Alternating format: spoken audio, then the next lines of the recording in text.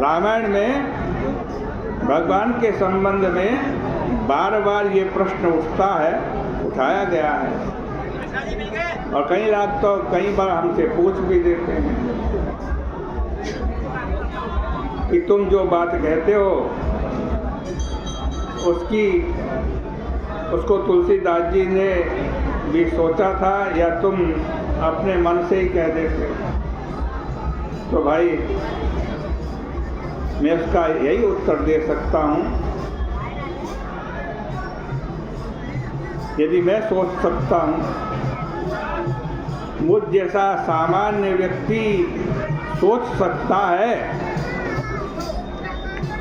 तो तुलसीदास जी ने नहीं सोचा होगा। यह कहना तो गोस्वामी जी का बहुत बड़ा अनादर करना होगा, पर गोस्वामी जी के शब्दों में इसका उत्तर सर्वथा भिन्न होगा।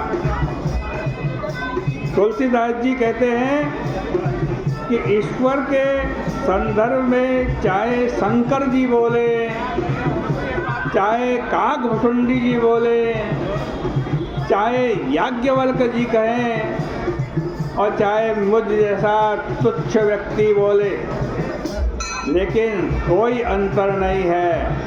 और अंतर इसलिए नहीं है क्योंकि ईश्वर जब असीम है तो उसकी असीमता का प्रतिपादन न तो शंकर जी कर सकते हैं, न ही मैं कर सकता हूँ, क्योंकि असीम तो सीमा में ही आएगा। देखो, इस संदर्भ में एक संत ने बड़ी मीठी बात कही है। उन्होंने भगवान से कहा, महाराज मैं और ब्रह्मा दोनों आपकी स्तुति करने लगे, मैं और ब्रह्मा जी। तो आप पहले मुझ पर प्रसन्न हो जाएंगे, ब्रह्मा जी पे बाद में होंगे। भगवान ने पूछा, क्यों, ऐसा क्यों? ब्रह्मा पे बाद में और तुम पर पहले कैसे प्रसन्न होंगे? तो उन्होंने कहा, प्रभु आपके विषय में ब्रह्मा भी कुछ कहेंगे और मैं भी कुछ कहूँगा, पर मेरी बुद्धि तो ससीम है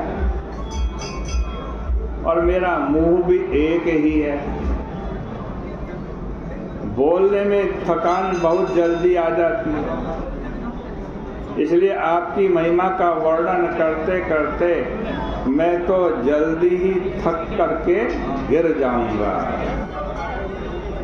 और जब आप मुझे गिरा हुआ देखेंगे तो गोद में उठाए बिना नहीं रहेंगे। किंतु ब्रह्मा जी के 4 मुख हैं, बुद्धि भी अधिक है, आयु भी अधिक है, इसलिए न तो वे थकेंगे और न ही आप उनको उठाएंगे। इसलिए भाई, ईश्वर के संबंध में जो कुछ कहा जाता है उसके लिए कोई दावा नहीं कर सकता कि बिल्कुल यही बात सत्य है। गोस्वामी जी ने कहा भी यही है, सब जानत प्रभु प्रभुता सोई, सब जानत प्रभु प्रभुता सोई, तदपि कहे बिनु रहा न कोई, तदपि कहे बिनु रहा न कोई। सब जानते हैं कि प्रभु की महिमा असीम है, अनंत है, पर ये जानते हुए भी सब लोग कुछ न कुछ कहते ही रहते। विनय पत्रिका में भगवान ने पूछा, तुलसीदास तुम मेरे संबंध में बहुत से नए नए ग्रंथ लिख रहे हो, तो क्या तुम समझते हो कि मेरी महिमा को अपने ग्रंथ में ठीक ठीक लिख दोगे? गोस्वामी जी ने कहा, महाराज बिल्कुल नहीं, मैं अच्छी तरह से जानता हूँ कि कहने से आपकी महिमा मैं घटाता ही हूँ, मैं बढ़ाता नहीं आपकी महिमा, घटाता। क्योंकि सच तो यह है कि कहे राम रस न रहत, कहे राम रस न रहत। राम जी का जो रस है, राम जी का जो चरित्र है वो रस है, और कहने पर आपकी महिमा पूर्ण नहीं हो सकती है। भगवान राम ने कहा तो फिर कहना क्यों नहीं बंद करते? जब कह नहीं सकते तो कहना क्यों नहीं बंद करते? तो बड़ा सीधा उत्तर दे दिया गोस्वामी जी ने कि कहे राम रस न रहत। लेकिन राम जी को पूरा पूरा हम नहीं कह सकते, लेकिन कहे बिनु रही न परत, कहे बिनु रहे न परत। महाराज क्या बताएं, अगर आपके विषय में नहीं कहेंगे तो संसार के विषय में ही वाणी का प्रयोग करना पड़ेगा। इसलिए भले ही आपकी महिमा असीम हो, पर हम अपनी वाणी को धन्य करने के लिए ही उसे कहते हैं। आपकी महिमा को प्रतिपादित करने के लिए नहीं। साधारण व्यक्ति की तो बात ही क्या, बड़े बड़े मनीषियों के लिए जो शब्द लिखा गया है वह भी इसी बात की ओर संकेत करता है। काकभुसुंडी जी गरुड़ से कह रहे हैं, एहि भांति निज मति, एहि भांति निज निज मति विलास।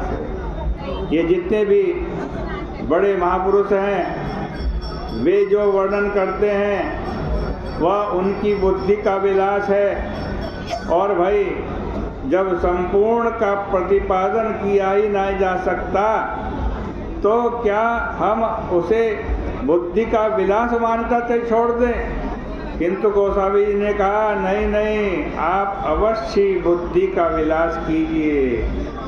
आप जिस रूप में कहना चाहते हैं जरूर कहिए, क्योंकि भगवान अपने विषय में सुनकर यदि कसौटी कसकर हमारी बात को देखेंगे तो भगवान रुष्ट हुए बिना नहीं रहेंगे। क्योंकि व्यक्ति कहता है बुद्धि से,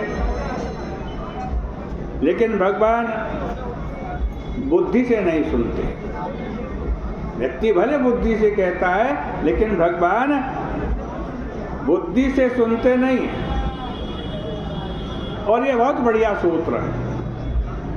अगर बुद्धि से कहा जाए और बुद्धि से सुना जाए तो झगड़ा हुए बिना नहीं रहेगा। क्योंकि बुद्धि का स्वभाव है दूसरे के दोष को निकालना।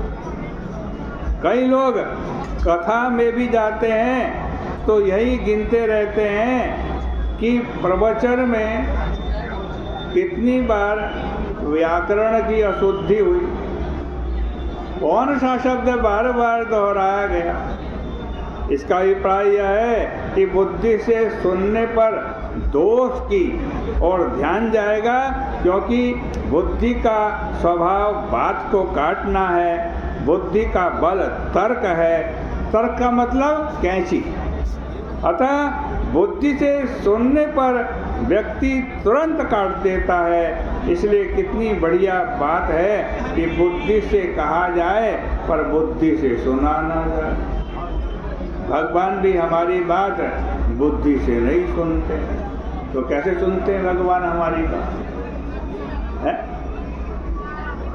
एहि भांति निज निज मति विलास मुनीश हरहि बखानन।